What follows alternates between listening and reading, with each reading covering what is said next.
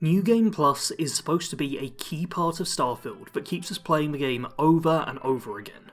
And for some players it does, but I found that many of us will dabble in New Game Plus briefly and then lose interest.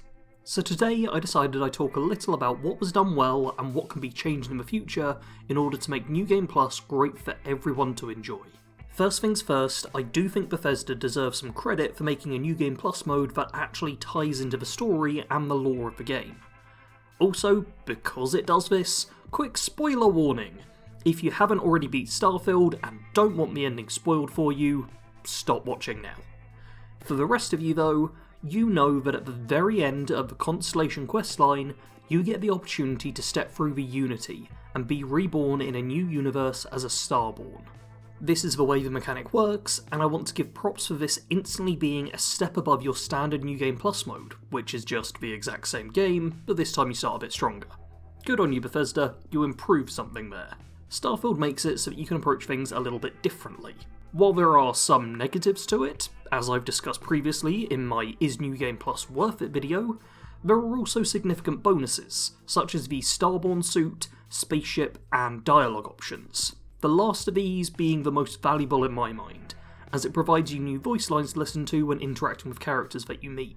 In my opinion though, the very best benefit that comes from stepping through the Unity are the variant universes. While normally you will be sent to a brand new universe where things are pretty much the exact same as they were before, sometimes you can end up in a new reality where things have changed in some noticeable way, usually relating to Constellation. Sometimes you can show up and all the members have retired, leaving you to search for the artifacts on your own. Maybe you show up and House Varun has killed off Constellation and you have to fight to survive. There's even a reality where you can show up to a version of a lodge filled with other versions of you. These alternate realities are extra content, something Starfield certainly needs, but much like the present content in the game, it can be quite a slog to actually locate them. I've gone through the Unity a good half dozen or so times now, and I've yet to encounter a single alternate universe. It's all well and good having this cool feature in the game, but players need a decent chance of seeing this new stuff. Gathering all the artifacts isn't a rewarding process in and of itself, and if you have to do it 10 times over just to get an extra 5 minutes of new content, well, you can't really be surprised when players aren't all that excited to do it. What I think first needs to be done to improve New Game Plus is to up the odds of coming across an alternate reality where things are different. Make it more likely to occur than the standard reality, and you're instantly off to a good start. I think removing the default universe option entirely isn't sensible though, as many players will want to return to the familiar, but it shouldn't be something we're seeing every single time. And in order to reward players who go through the Unity over and over again, I'd also like to see the alternate reality sorted into tiers. Maybe the first time you go through, you can only come across a few different variants, none of which are too drastically different. But the more times you go through, the more potential realities would open up, including the really strange ones, where things instantly become apparent that something is not right. But for this to work, I think there needs to be more realities to enter. Honestly, I don't know how many are in the game right now, and I really just have the wiki to go off to get a rough idea. All the options on there are very much focused around the lodge and changing what happens when you go inside for the first time. What I'd love to see added in the future are different realities, where more than just the lodge is different, ones that change the entire settled systems and beyond. So I decided to come up with a bunch. Before you even think it or say it or type it, yes, a lot of the ideas that I'm going to be talking about would be a fair bit of work. I'm no fool, this is some pie in the sky thinking I'm about to go for. But I also don't think every idea I'm going to go over would be too crazy to implement. And honestly, with the way coverage and mainstream viewpoints and opinions of Starfield are going, there needs to be a lot of people putting in a lot of work for a positive turnaround. So who knows, maybe we could see some of these ideas in the future. Maybe not. In the here and now though, I just want to go off script and talk about a bunch of the alternate realities I came up with that I think would be cool to play through. First idea of mine is the Gooniverse. Everyone's made of goo. That's the change. Literally nothing different, but everyone's made of goo. They look like jelly people sort of thing. It's dumb, but I've been watching and reading a fair bit of sci-fi lately, and the main thing I've noticed is that just exploring a small, oh, what if this was different concept is something sci-fi does really well and Starfield doesn't do well. So just make everyone of goo. It's an alternate reality. It can be wacky.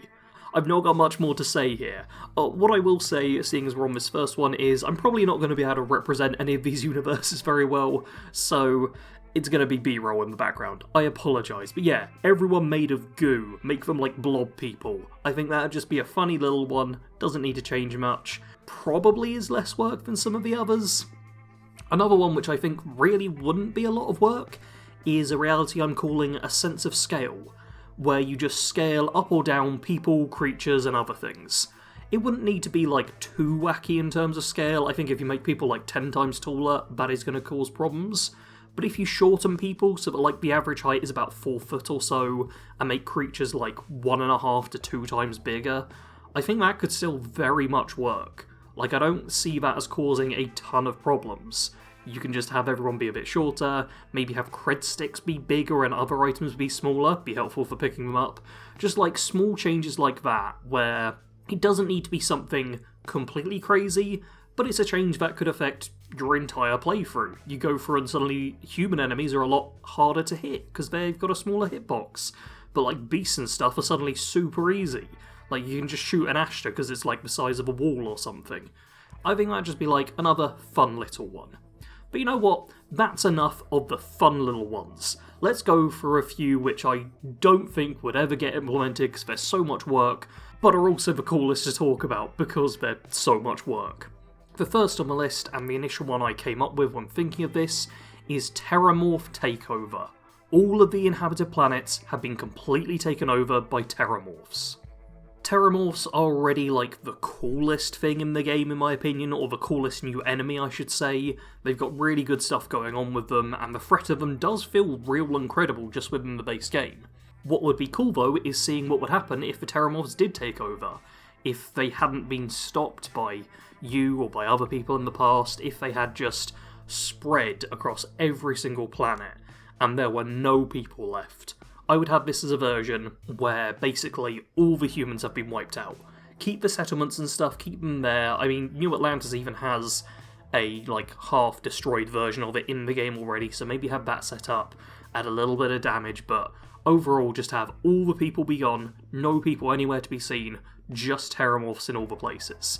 This would cut back on a lot of the quests you could do, but I think for an alternate reality, it's also quite a bit of fun. Also very dangerous. In terms of getting the artifacts, maybe there's a note left at Constellation at the Lodge, and once you've read that, it tells you to go to the Eye and gather readings, and you can do it that way. But yeah, overall, I think this is one which could be tricky to implement, but also might not be as much work as some of the others I'm going to go over. Because it's essentially deleting all the characters from the game, and a bunch of the quests, and then just adding a bunch of Terramorphs. Fun! One that definitely would be a huge amount of work is war. So we know in the game that the Freestar Collective and the United Colonies have been at war a couple of times. How about we just go back to war? That's basically the sole extent of it. I obviously think making it entire new quest lines and tons of new dialogue where people are talking about that would be a bit tricky, but the odd line of dialogue here and there added into certain characters could work. Maybe you split some things up, like, let's say Sam Coe is no longer a part of Constellation, and you only find him, like, out in Freestar Collective area in Aquila City or whatever, and he doesn't have much to say to you because he's too busy fighting or whatever.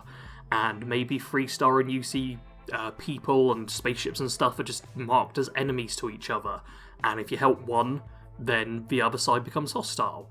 Like, there's a lot of tension already in the game between the two sides, so I think a reality where they'd gone to war isn't exactly a huge, crazy leap to come up with, and would be a nice one to go through. It would let you really pick a side as well. Another universe would be Earth Saved, a universe where Earth was saved instead of being destroyed, but as a consequence, humans haven't made it to other solar systems.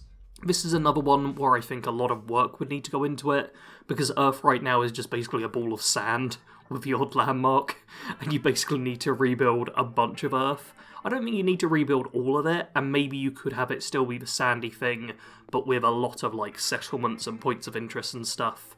I think it could be done where it's basically like, oh, okay, humanity didn't make it to the stars this time around, and you're then left to go through. Maybe the eye's located in the Sol universe, and maybe some of the other Sol planets have been more heavily inhabited. So there's a lot more places, a lot more settlements and stuff in that universe, but none in the various other ones.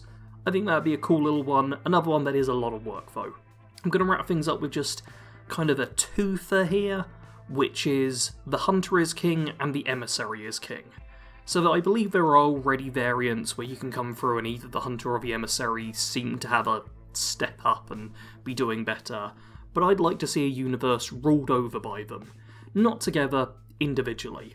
So in the Hunter is king, the Hunter's taken over the universe and rules with very much a might makes right attitude. I'd want this to be a much more violent universe where there's very few friendlies and most people are just trying to kill you. Like, I wouldn't want this to be like a nice peaceful one where everyone's getting along. No, it's a one where you're probably going to get shot at. Like, not much law and order going on here, very much just survival of the fittest. For the Emissary is king one, this would be quite a bit harder, I'd say, because I would want this to be the more peaceful one, but I wouldn't want it to be like a utopia. I think the society in Starfield is already better than what we have in the current day, I'd say. Sure, people might disagree, but I'd say it's leaning slightly more towards the positive than the negative. And I'd want the same sort of thing to happen with the Emissary as king. Have the Emissary make things look better, but still be some big underlying problems. Like a lot less freedom, make it a lot more restrictive, kind of a the Emissary knows best sort of vibe is what I get from that character, and it'd be cool to see that it be explored on a more galactic scale, where the Emissary's word is law, and while people can live good lives, it's only if they live within the very narrow viewpoint of what the Emissary believes is right for them to be doing. And that's going to be it for just some additional variants. Hope you enjoyed me rambling on about this.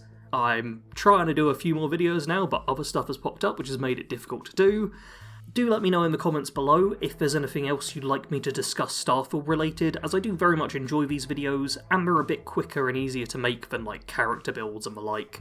Although I do have more character builds coming, so don't worry, they're still going to happen. I just like having other videos and being able to talk about Starfield with all of you as well. If you enjoyed, hit the like button, share this video with anyone playing Starfield still, and you can also become a patron if you want to, there's wallpapers over there. As always, thank you very much for watching. Sarge out.